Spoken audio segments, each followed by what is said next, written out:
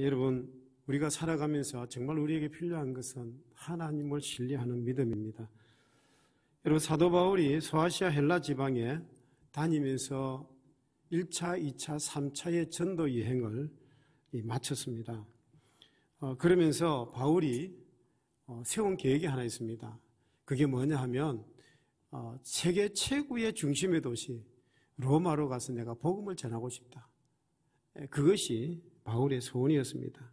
자, 그런데 바울의 그런 소원은요, 어떻게 이루어지느냐 하면 바울이 복음을 전하다가 예루살렘에서 체포가 됩니다. 그리고 체포가 되어서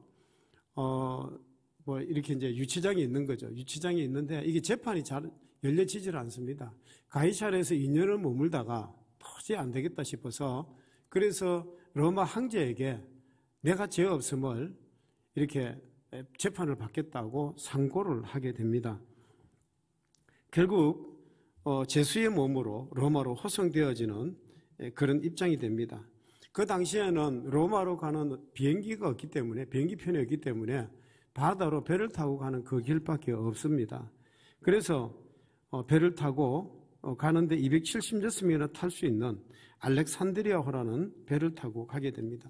근데 바울은 어떤 몸으로 갑니까? 제수의 몸으로, 죄인의 몸으로. 오늘날 같으면 수갑 채워져서 그렇게 끌려가는 거죠.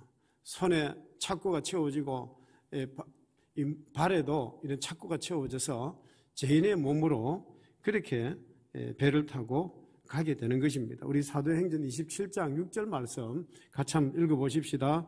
거기서 백부장이 이달리아로 가려 하는 알렉산드리아 배를 만나 우리를 오르게 하니. 자, 그런데 이 알렉산드리아 배를 타고 항해 중에 유라굴로라는 풍랑을 만나게 됩니다. 성경은 이렇게 말씀을 합니다. 사도행전 27장 14절입니다. 같이 읽으십시다. 얼마 안 되어 섬 가운데로부터 유라굴로라는 강풍이 크게 일어납니다. 이 유라굴로라는 강풍은 14일 동안 계속되는 무서운 풍랑입니다. 이 배에 몇 명이 타고 있다고요? 276명이 타고 있습니다. 이 276명이 세계 중심의 도시 로마로 가기 위해서 나름대로 다 짐도 꾸리고 화물도 많이 엮고 앞으로 로마에 가서 팔면 돈 되겠다 싶은 물건들 많이 잡아 넣었습니다. 그 물건들을 그 알렉산드리아호에 싣고 그렇게 가다가 뭘 만났다고요? 유라굴로라고 하는 이 풍랑을 만난 것입니다. 그러니까 이 무서운 풍랑을 만나자 그들은 살기 위해서 그들이 가지고 있던 모든 화물, 짐들을 다 갖다 버립니다. 사도행전 27장 18절입니다. 우리가 풍랑을 사공들이 짐을 바다에 풀어버립니다. 자, 짐을 다 바다에, 짐을 다 바다에 버렸습니다. 자, 그런데 그것도 배가 안정이 안 되니까 가지고 있던 기구들까지 다 갖다 버립니다. 사도행전 27장 19절 같이 읽습니다. 사흘째 되는 날에 배의 기구를 그들의 손으로 내버린다. 배에 있는 기구를 다 갖다 버렸습니다. 그런데도 구원의 여망이 전혀 보이질 않습니다. 자, 이 배 안에 몇 명이 타고 있다고? 276명의 사람들이 타고 있습니다. 자, 여러분 한번 생각해 보십시다. 배는 계속 풍랑에 흔들리고 배를 안정시키기 위해서 화물 다 버리고 배에 있는 기구도 다 버리고 그래도 이게 계속 배가 흔들리고 고통 가운데 있습니다. 자, 여러분 우리 인생의 마지막이 뭘까요? 마지막 남는 재산이 뭘까요? 그 재산은 뭐냐면 목숨입니다. 우리가 이 땅에 살아가면서 다 애지중지하고 하는 것이 있지만 그중에 제일 소중한 것이 뭐냐면 우리의 생명입니다. 우리의 마지막 재산, 이 마지막 호흡, 생명. 자, 여러분, 이 배 타고 있는 사람들이 자기들이 가지고 있는 화물이고 배의 기구가 다 갖다 버리면서 한번 생명을 유지해 보려고 온갖 몸부림을 다 채워보고 있는 것입니다. 그래서 276명의 이 사람들이 남은 건 뭐냐 하면 자기들의 알몸밖에 없습니다. 아무것도 없습니다. 우리의 생명은요, 천하를 주고도 바꿀 수 없는 절대 가치가 있는 그런 귀한 생명입니다. 지금 이와 같은 극한적인 상황을 놓고 한번 생각해 보십시다. 여러분, 이 극한적인 상황을 직구전 장난으로 생각하겠습니까? 지금 이 유라굴로라는 풍랑 앞에서 이게 숙명적인 운명으로 그냥 체념해 버려야만 되겠습니까? 어떤 사람들이 책임져야 할 어떤 문제로 여러분 그렇게 따져야 되겠습니까? 여러분, 좀 더 이 사람들이 지혜로웠다고 하면 이 유라굴로라고 하는 풍랑을 피해갈 수 있었지 않았을까 하는 생각을 해보는 것입니다. 사도행전 27장 우리 9절을 같이 한번 읽어보십시다. 금식하는 절기가 이미 지났습니다. 항해하기 위해 자, 바울이 뭐라고 그랬습니까? 항해하기가 위태하기 때문에 바울이 그들에게 가지 말자고 권합니다.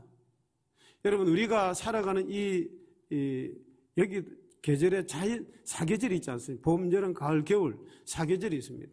그런데 바다 속에도 계절이 있습니다. 바다 속에도 계절이 있습니다. 태평양이나 대서양 같은 큰 바다에도 풍랑이 심한 계절이 있는 것입니다. 오늘 27장 9절에 보면 금식하는 절기가 이미 지났으므로 그랬습니다. 우리 원력으로 따지면요, 이때가 금식하는 절기가 언제냐? 9월 20일쯤 됩니다. 그러니까 금식하는 절기가 이미 지났으므로 그랬기 때문에 10월 달 정도 되는 거죠. 이 10월 달부터 그 다음에 3월 달까지는 바다의 풍랑의 계절입니다. 배가 항해하는 것은 풍랑 계절을 선택하는 거죠. 그런데 이 선주나 선장은요, 이것이 얼마나 위험하다는 것을 알면서도 그들은 자신들의 이익을 위해서 무리하게라도 항해를 하자고 주장을 하는 것입니다. 자, 그러다가 유라굴로라는 끔찍한 풍랑을 만나게 되는 것입니다. 이 배를 타고 있는 사람들은 처음부터 지금 뭘 안고 있습니까? 처음부터 위기를 안고 배를 타고 가는 것입니다. 우리들의 실패는요, 때때로 시작이 잘못된 경우가 굉장히 많습니다. 시작이 잘못되어지니까 문제가 생기고 시작이 잘못되어서 위기를 당하는 경우들이 굉장히 많습니다. 조금만 서두르지 않고 좀 기도하다가 그렇게 일을 해도 될 텐데 그렇게 하지 못하고 서둘러서 일을 거르치는 사람들이 우리 주변에 많이 있음을 보게 됩니다. 우리 하나님은요, 동기가 순수하고 방법이 건전할 때 하나님은 그 결과를 좋게 성취하시는 하나님이십니다. 형통의 하나님이십니다. 절대로 하나님이 심지 않은 데서 거두고 시작이 무모한데 결과를 좋게 하는 그런 하나님 절대로 아니십니다. 우리 욥기 8장 7절 같이 한번 읽어보십시다. 너 시작은 미약하였으나 너 나중은 심히 창대하리라. 시작이 미약할지라도 나중은 어떻게 해주신다고요? 창대하게 해주신다고 말씀하지 않습니까? 자, 시작이 잘못되었는데 그의 장래가 창대케 한다는 약속은 없습니다. 매사에 우리의 인생은 동기가 선해야 되고 시작이 좋아야 되는 것입니다. 그런데 동기가 선하지 못하고 시작이 좋지 않음에도 불구하고 하나님이 축복해 주시면 잘 될 거다, 그렇게 생각하고 믿는 사람이 있습니다. 그런데 그것은 믿음이 아닙니다. 그것은 뭐냐? 요행이고 미신입니다. 우리 사도행전 27장 13절에 있는 말씀 같이 한번 읽어보십시다. 그들이 뜻을 이룬 줄 알고 닷을 감아 그레데 해변을 끼고 항해하니. 자, 보십시다. 남풍이 순하게 불매 그들이 뜻을 이룬 줄 알고. 자, 그들이 알렉산드리아 배를 타고 이렇게 싹 나가니까 남풍이 싹 부는 거예요. 바람이 너무 순하게 부는 겁니다. 그래서 야, 이거 항해가 이번에는 잘 되겠구나, 그렇게 생각했다는 것입니다. 지금 항해를 하면 좋지 않다는 것을 그들은 알고 있습니다. 그런데 배를 타고 나가보니까 뭐가요? 순풍이 부는 거예요. 바람이 세지도 않고 배가 가기 너무 좋다, 잘 됐다, 이거는 틀림없이 우리에게 복이다, 그렇게 생각을 했습니다. 자, 그런데 사도행전 27장 14절 보십시다. 같이 읽습니다. 얼마 안 되어 한가운데로부터 순풍인 줄 알고 갔는데 유라굴로라는 강풍이 막 일어나기 시작하는 겁니다. 자, 여러분, 우리가 살아가다 보면 이게 참 잘 되는 거다라고 생각했을 때 그때 속지를 마시기를 바랍니다. 우리가 살아가면서, 인생을 살아가면서 순간적인 이 세상에는요, 일시적인 고난을 통해서 영원한 편안을 맛보는 길이 있는가 하면, 내가 예수를 믿기 때문에, 예수를 믿는 것 때문에 때로는 고난도 당할 수 있지 않습니까? 그래서 그 고난이 내가 사는 동안에 때로는 고난이 되지만 그것을 통해서 오히려 영원한 하나님의 편안을 맛볼 수도 있습니다. 그런데 내가 예수를 믿다가 그런 고난이 오니까 내가 예수 믿는 거 포기하고 그렇게 살다 보니까 오히려 영원한 고난을 당하는 그런 일도 있더라는 것입니다. 여러분, 지혜로운 그리스도인은요, 어떻게 살아가야 될까요? 지혜로운 그리스도인은요, 일시적인 고난을 받더라도 영원한 편안의 길을 걸어가는 사람이 지혜로운 사람입니다. 우리 오늘 본문에서 특별히 관심을 가져야 될 그 한 구절이 있습니다. 사도행전 27장 11절 보십시다. 이렇게 말씀을 합니다. 같이 읽어보십시다. 백부장이 선장과 선주의 말을 바울의 말보다 더 믿더라. 백부장이 선장과 선주의 말을 바울의 말보다 더 믿더라 그랬습니다. 여러분, 바울을 인수하는 이 백부장에게는요, 세 사람의 고문이 있습니다. 세 사람이 누구냐 하면 지금 그 배의 소유자인 선주가 있습니다. 그리고 그 배를 이끌고 가는 선장이 있습니다. 그리고 제수의 몸으로 착고가 채워져 있는 바울이라고 하는 이 세 사람이 있습니다. 그런데 우리 성경을 보면 이 세 사람이 다 백부장에게 다 한마디씩 다 합니다. 그들 나름대로의 그 이야기를 다 합니다. 그런데 백부장이 선주와 선장의 말은 잘 듣습니다. 그런데 바울의 말은 잘 듣지 않습니다. 왜요? 이유가 있습니다. 첫 번째는요, 물질에 대한 욕심 때문에 그렇습니다. 여러분, 선주는 배의 소유자로서 영리를 목적으로 하는 물질을 상징합니다. 지금 미항이라는 그 항구에서 5개월 동안 머물다 보면 여러 가지로 손해를 많이 볼 수밖에 없습니다. 그러니까 베니스까지 가면, 항해를 해서 베니스까지 가면 경제적인 덕이 있는 것입니다. 그러니까 이 선주가 생각을 해볼 때 물질적인 계산이 딱 나오는 거예요. 여기서 조그만 미항에서 베니스까지만 가면 우리에게는 경제적인 이득이 있다. 그런 어떤 결론이 나오게 되는 것입니다. 자, 그래서 항해를 하자고 제안을 했던 것입니다. 인간의 생존과 인간다움을 위해서 여러분, 우리가 물질은 필요합니다. 그런데 인간이 지나치게 물질에 탐닉할 때 인간은 인간다움을 잃어버립니다. 물질을 위해서는요, 윤리도 믿음도 인간의 생명도 불사하는 그런 물질 만능주의는 결국 우리 사회를 망하게 하는 겁니다. 불행의 씨앗입니다. 여러분 보십시다. 러시아가 지금 우크라이나를 침략했지 않습니까? 푸틴의 그 욕심 때문에 그렇습니다. 그냥 가만히 전쟁을 안 일으켜도 될 텐데 전쟁을 일으키는 바람에 전 세계 경제가 지금 어려움을 겪고 있는 거예요. 러시아가 뭐 부도날, 경제가 부도날 지경, 뭐 그런 이야기까지 하고 있습니다. 성경에서 물질에 대한 지나친 욕심은 죄라고 지적을 합니다. 물질에 탐욕을 가지다 보면 하나님의 뜻을 분별하는데 큰 장애물이 되는 것입니다. 자, 여러분, 이런 물질을 가지고 장난을 치면 어떻게 될까요? 결국은 폐가 망신하는 겁니다. 우리 성경 말씀에도 우리가 세상에 아무것도 가지고 온 것이 없으며 또한 아무것도 가지고 가지 못하리니 우리가 먹을 것과 입을 것이 있은즉 족한 줄로 알 것이라는 말씀이 있습니다. 여러분, 우리 교회를 다니시는 성도님 중에도 정말 이 교회의 어떤 가치, 신앙의 가치, 이 신앙생활이 얼마나 소중한 것을 잘 압니다. 잘 알면서도 교회를 나오지 못하는 분들이 사실 있습니다. 그분들이 왜 못 나올까요? 나오지 못하는 이유가 뭐냐 하면 물질에 대한 어떤 욕심들 때문에, 그 물욕 때문에 나오지 못하는 사람들이 사실 있습니다.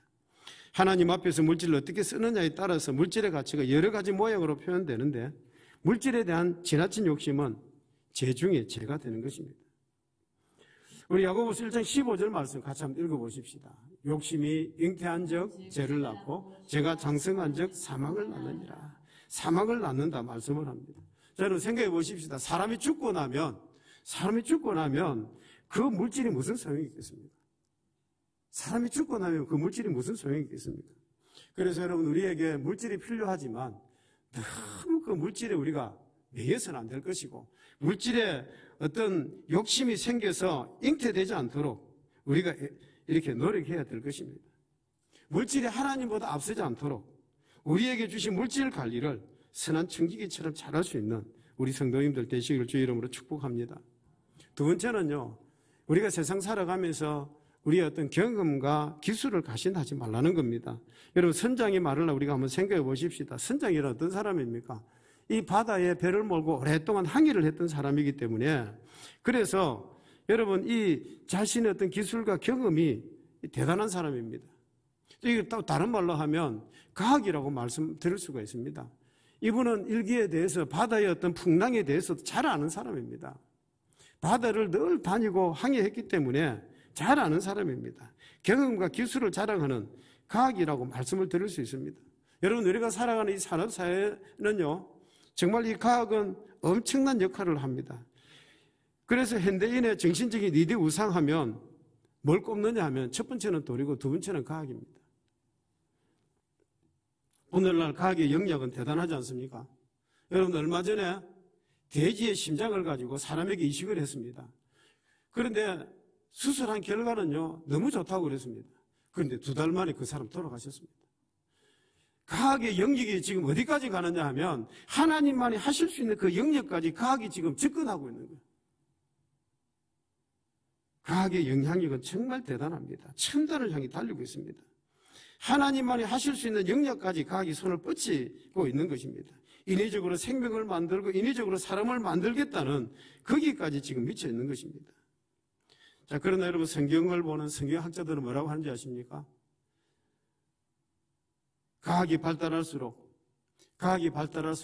주님 오시는 날이 가까워지는 징조라고 그렇게 말을 합니다. 여기서 선장의 노련한 경험과 기술이 지금 항해를 해도 괜찮다라고 말을 할 때 이것은요 과학적인 근거가 됩니다. 선장의 그 경험과 그 기술 앞에서 누가 뭐라고 말을 하겠습니까? 배를 항해를 해도 괜찮다 가자. 누가 이를 내걸겠습니까? 여러분 오늘날에도 돈의 세력이나 과학의 진리가 성경의 진리보다 앞서가고 있고 더 설득력을 주고 있는 것 같습니다. 여기에 우리 그리스도인들도 덩달아 춤을 춥니다. 신앙생활을 하고 교회 안에 직분을 가진 사람들도요 때로는 돈 때문에 때로는 과학의 어떤 힘 때문에 압도당해서 성경의 진리는 차만치 밀어놓고 여러분 그 과학이 먼저라고 생각하는 사람들이 사실 많이 있습니다. 그러나 분명한 것은 돈의 세력과 과학의 진리도 언제나 실패의 함정을 지니고 있다는 것입니다. 우리 전도서 9장 11절 같이 읽어보십시다. 해 아래에서 보니 빠른 경주자들이라고 선책하는 것이 아니며 용사들이라고 전쟁에 승리하는 것이 아니며 지혜자들이라고 음식물을 얻는 것도 아니며 명철자들이라고 재물을 얻는 것도 아니며 지식인들이라고 은총을 입는 것이 아니니 이는 시기와 기회는 그들 모두에게 임합니다. 저는 보십시다. 운동하는 사람이 자기가 빨리 간다고 해서 꼭 승리하는 것도 아니고 전쟁에 꼭 러시아와 우크라이나를 보니까 러시아가 이틀이나 3일 만에 다 점령할 것 같았는데 지금 3주가 지내도 점령을 못하고 있는. 자, 여러분 그 시기와 그 기회는 누가 주장하겠습니까? 그 승리의 그 시기와 그 기회는 누가 주장하느냐 하면 하나님께서 주장하시는 것입니다. 우리가 생각할 때는요, 우리가 인간적으로 생각할 때는 내가 이렇게 해서 이렇게 하면 분명히 앞설 것이고 내가 돈을 얼마를 벌 것이고 이렇게 하면 반드시 성공할 것이라고 생각했지만 사실 그렇지 못할 경우가 대단히 많이 있습니다. 왜냐하면 거기에 반드시 작용하시는 어떤 손길이 있는 거예요. 하나님의 작용하시는 변수가 있습니다. 그렇기 때문에 돈의 힘이나 과학의 힘으로 성공하는 것이 아니라 인간의 그 노력 위에 플러스 알파 뭐가 있습니까? 하나님의 은혜가 있어야 되는, 하나님의 은총이 있어야 그 일은 반드시 성공하게 되는 것입니다. 우리가 이것을 배워야만 되는 것입니다. 이 세상의 모든 힘은요, 이 세상의 모든 힘은 수단의 대상은 될 수도 있지만 신뢰의 대상은 될 수가 없습니다. 선주의 말도 귀하고 선장의 말도 설득력이 있지만 바울이 이 백부장은요 바울의 말을 들었어야 되는 거죠. 비록 착구가 채워져 있고 손에 착구가 채워져 있고 제수의 몸이지만 이 바울의 말을 들었어야 되는 것입니다. 여러분 오늘날 많은 사람들이 이 바울의 소리에는 별로 관심이 없습니다. 바울에 대한 관심이 없습니다. 바울의 말을 우리가 한번 생각해 보십시다. 바울은요 경제적인 어떤 타산이나 바다에 대한 상식이나 배의 기능에 대한 것은 아무것도 모릅니다. 바울은 그런 것에 대해서 전혀 무모합니다. 그런 기술이 전혀 없습니다. 그러나 바울에게는 오직 한 가지, 하나님으로부터 오는 그 영감, 하나님을 신뢰하는 그 믿음은 절대적인 것입니다. 바울에게는 다른 것도 없습니다. 하나님으로부터 하나님께서 주시는 그 영감이 있는 거예요. 하나님을 향한 그 절대적인 신뢰가 있는 거예요. 그거 외에 다른 것이 없습니다. 사도행전 27장 10절입니다. 같이 한번 읽어보십시다. 말하되 여러분이여 내가 보니 이번 항해가 화물과 배만 아니라 우리 생명에도 타격과 많은 손해를 끼치리라 하되 이번 항해는 화물과 배뿐 아니라 우리의 생명에도 많은 손실이 있을 것입니다. 그러므로 항해를 하면 안 됩니다. 이것이 바울의 말입니다. 여러분 우리가 세상을 살아가면서 내 경험과 기술을 신뢰하지 마시고 하나님만 절대적으로 신뢰하시는 여러분 되시길 주의 이름으로 축복합니다. 자, 세 번째로요. 믿음은요, 세상을 살아가는 힘입니다. 우리가 백부장을 한번 살펴보십시다. 백부장에게는 선주나 선장의 말만큼 바울의 말이 들리질 않습니다. 자, 여러분, 믿음이 이 세상을 살아가는데 액세서리라고 생각하시는 분이 계십니까? 남들 저리 교회 나가니까 참 좋아 보이더라. 그래서 그냥 좋아서 그렇게 놓으시는 분이 계십니까? 여러분, 만약에 그렇게 생각하는 분이 있다면 큰 착각입니다. 우리가 가지고 있는 하나님을 향한 이 믿음은요, 뭐냐 하면 우리가 세상을 살아가는 근본적인 힘입니다. 절대로 액세서리가 아닙니다. 우리의 신앙은 그런 액세서리가 아닙니다. 남들이 좋아서 나가니까 그냥 따라서 나가는 그런 것이 아닙니다. 우리의 신앙은 이 세상을 살아가는 근본적인 힘이라는 것입니다. 이것은 생사의 문제입니다. 믿음의 절대적인 가치를 깨달은 사람은요, 이 세상을 흠하게 살지 않습니다. 반드시 의미 있게 살고 값어치 있게 사는 것입니다. 자, 여러분, 믿음에는요, 비밀이 있습니다. 믿는 자만이 느끼고 믿는 자만이 깨닫는 그런 은혜가 있습니다. 내가 하나님으로부터 받은 그 특별한 은혜가 있는 거예요. 그런데 다른 사람은 그걸 느끼지는 못하는 거죠. 여기 계시는 여러분들마다 하나님께로부터 받은 특별한 그 은혜가 있을 것입니다. 그게 자기만의 신앙, 하나님께서 우리에게 주신 비밀이에요. 다른 사람들은 그걸 느끼지 못했지만 나만이 느끼는 그 어떤 비밀을 가지고 있는 것입니다. 그렇기 때문에 세상 사람들이 나를 무시한다고 해서 내가 무시당하는 것 절대로 아닙니다. 하나님이 나를 세워주시면 여러분, 믿는 자는 반드시 승리하게 되는 것입니다. 그래서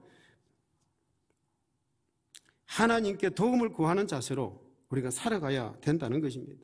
우리 시편 121편 1절 2절 같이 읽어보십시다. 내가 산을 향하여 눈을 들리라. 나의 도움이 어디서 올까? 나의 도움은 천지를 지으신 여호와에게서. 나의 도움은 어디서 오느냐? 나의 도움은 어디서 오느냐? 하나님께로부터 오는 거예요. 우리 잠언 3장 5절 6절입니다. 같이 읽어보십시다. 너는 마음을 다하여 여호와를 의지하지 말라. 너는 범사의 그를 인정하라. 그리하면 내 길을 자, 여호와를 뭐하면 신뢰하면 여호와를 신뢰하고 내 명치를 의지하지 말라. 그리하면 내 길을 지도하시리라. 여호와를 신뢰하면 우리의 길을 인도해 주실 것입니다. 여러분, 이 백부장은요, 믿음도 없고 하나님도 없는 사람이에요. 백부장은 하나님도 없고 믿음도 없는 사람입니다. 오직 이 백부장이 뭐가 있습니까? 그 주변에 선장가 있고 선주가 있고 돈이 있고 경험이 있고 기술만 의지하는 사람입니다. 그렇기 때문에 백부장은 선주와 선장의 말을 바울의 말보다 더 믿을 수밖에 없는 사람. 그런데 그 결과가 무엇입니까? 절망입니다. 유라굴로라는 그 풍랑 앞에서 정말 무기력한 거예요. 아무것도 할 수 있는 게 아무것도 없는 거예요. 아무것도 할 수 없는 것입니다. 그렇게 애지중지하던 돈을 다 물속에 잡아 넣었습니다. 화물을 다 집어 넣었습니다. 선장의 기발한 아이디어, 기술, 경험, 아무런 힘을 발휘하지 못하고 있습니다. 여러분, 우리 사람은 무엇인가를 믿어야 하는 존재입니다. 그래서 사람이 살다가 보니까 자기 나름대로 다 믿는 게 있습니다. 어떤 사람은 돈을 믿고, 어떤 사람은 자기 주먹을 믿고, 자기 기술을 믿고, 자기 경험을 믿고, 무엇이든지 믿음을 필요로 하는 존재가 바로 사람이라는 것입니다. 그런데 여러분, 우리가 정말 누구를 믿어야 되느냐? 정말 내가 누구를 믿어야 되겠느냐? 하나님께 대한 이 신뢰하는 믿음을 가지셔야 됩니다. 우리가 살아가면서 하나님께 대한 신앙을 무시하거나 하나님의 신앙보다 더 우선하게 되는 그 무엇이 있다고 하면 여러분, 거기에는 반드시 뭐가 있느냐? 실패의 함정이 있는 거예요. 우리의 신앙생활의 제일 첫 번째 우선순위는 하나님을 신뢰하는 것입니다. 우리 잠언 1장 33절 같이 읽으십시다.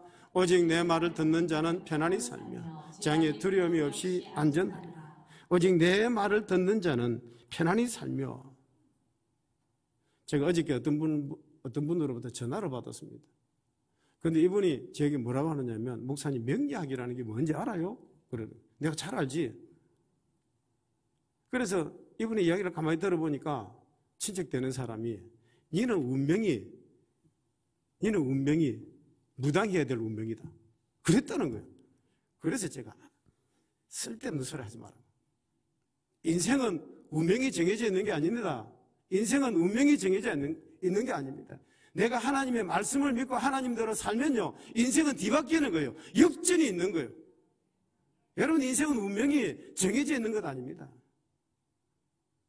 하나님을 믿고 하나님을 신뢰하고 나가면 그 인생이 뒤바뀌는 역사가 있는 게 바로 이 하나님의 역사예요. 내 말을 듣는 자는 편안히 살며 장애 두려움 없이 안전하리라 그랬습니다. 여러분, 유라굴로라는 풍랑을 통해서 현대인에게 주는 실패의 원인이 무엇입니까? 백부장이 선장과 선주의 말을 바울의 말보다 더 믿더라 그랬습니다. 여러분, 이제 결론입니다. 하나님께 대한 신뢰보다 세상에 붙어있는 그 어떤 것을 더 의지하고 신뢰할 때에 결과는 장담할 수 없습니다. 세상 것을 더 신뢰하다 보면 거기는 반드시 실패의 함정이 있습니다. 그래서 여러분, 진실로 하나님을 신뢰하시고 그 하나님을 신뢰하는 그 믿음으로 여러분들 살아가시기를 바랍니다. 우리의 신앙의 첫 번째는 뭐냐? 하나님을 신뢰하는 겁니다. 우선적인 것입니다. 하나님을 신뢰하는 믿음으로 살다 보면 때로는 좀 더딜 때도 있어요. 좀 더딜 때도 있습니다. 그러나 더디더라도 하나님께서는 반드시 승리하게 하시고 성공하게 하시고 축복의 햇살을 비추어 주실 줄로 믿습니다.